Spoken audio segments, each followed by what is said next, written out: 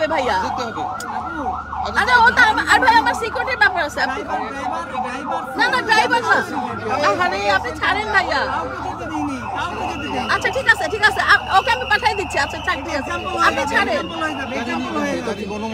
আচ্ছা আচ্ছা আমি অনুমতি এনে দিচ্ছি। আচ্ছা ও গাড়ি থেকে বের হবে না, ও গাড়ি থেকে অনুমতি করাই আনলাম। অনুমতি আপনি আনতে এত পুলিশ কেন? আচ্ছা শুনেন, তুই এখানেই দাঁড়াও, এখানেই দাঁড়াও, এখানেই দাঁড়াও। আই সবাই দেখো কি শুরু করছে, জীবনেও নায়িকা দেখে।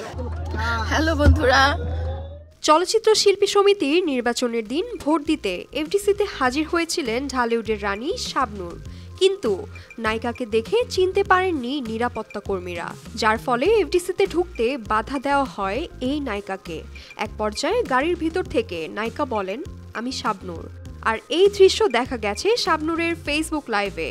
এফডিসিতে প্রবেশের সময় সামাজিক যোগাযোগ মাধ্যমে লাইভে এসেছিলেন এই নায়িকা। আমি শাবনূর, শাবনূর ছাড়েন, মানুষ গাড়ি ভেঙে ফেলতেছে। ও আচ্ছা আমার মেকআপ ম্যান, ওকে একটু ভাই একটু ছাড়েন, একটু ছাড়েন।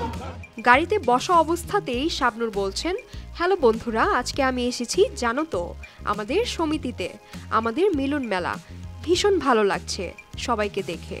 হ্যালো বন্ধুরা, আমি এসেছি আজকে আমাদের, জানোই তো আজকে আমাদের সমিতিতে আমাদের মিলন মেলা, ভীষণ ভালো লাগছে সবাইকে দেখে, অনেক জ্যাম। এ সময় শাবনূরের মেকআপ ম্যানের এফডিসিতে প্রবেশ নিয়ে তৈরি হয় জটিলতা। অনুমতি ছাড়া মেকআপ ম্যানদের প্রবেশ নিষেধ। পাশাপাশি শাবনূরের গাড়িও ঘিরে ধরেন উৎসুক জনতা। অভিনেত্রী বলেন, এখানে এত পুলিশ কেন?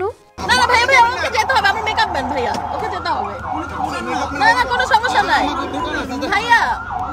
পুরো বিষয়টি নিয়ে বেশ বিপাকে পড়তে হয়েছে শাবনূরকে।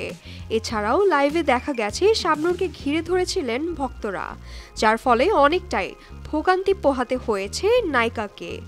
এছাড়াও শাবনূরের লাইভে একঝাঁক তারকার দেখা মিলেছে।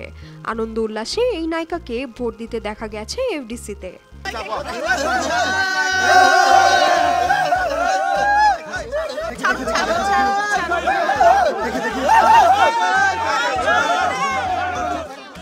মেহেরা রহমান, সিমরান, RTV।